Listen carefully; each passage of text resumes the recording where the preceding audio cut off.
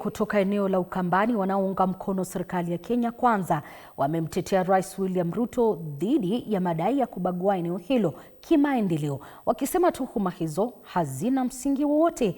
Vita vya maneno kati ya Rais Ruto na kiongozi wa Wiper Kalonzo Musyoka vimeendelea kuongezeka, huku pande zote zikilaumiana kuhusu utekelezwaji wa miradi ya maendeleo katika eneo la Ukambani. Wakiongozwa na mbunge wa Mwala Vincent Musyoka maarufu Kawaya, wabunge hao wamesema Rais William Ruto ameonyesha dhamira ya kuendeleza eneo la Ukambani. Wakati huo huo, wamelaumu kiongozi na kinara wa chama cha Wiper Democratic Movement Kalonzo Musyoka, wakidai kuwa amekuwa kikwazo kwa maendeleo kwa muda mrefu wakati alipokuwa serikalini. Hapa Kilifi ndiye mwanzo wa ODM. Tuko na ODM Nyanza, tuko na ODM Pwani, tuko na ODM Turkana, tuko na ODM Masaini, tuko na ODM Western.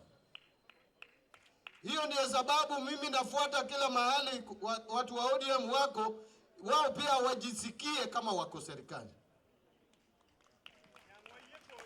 Na ninataka niwaombe, msitoke kwa chama cha ODM. Msidanganywe ati kuna chama ingine ya region fulani. Kama nyinyi ni wachache, hamtakuwa na uwezo wa kukaa kwa meza kuzungumza na watu wengine. Yeye mwenyewe alikuwa serikali, ametoka serikali, amerudi kwa msitu. Anataka sisi pia tuende kwa msitu. Yeye kichwa yake ni mzidi kweli? Sisi ni chama cha ODM, mimi ndio mwenyekiti hapa. Hata huyu waziri ako hapa ni waziri wa fedha, lakini hata leo japokuwa yeye si chama tena wa ODM, lakini yeye ni member wa ODM. Tunakubaliana?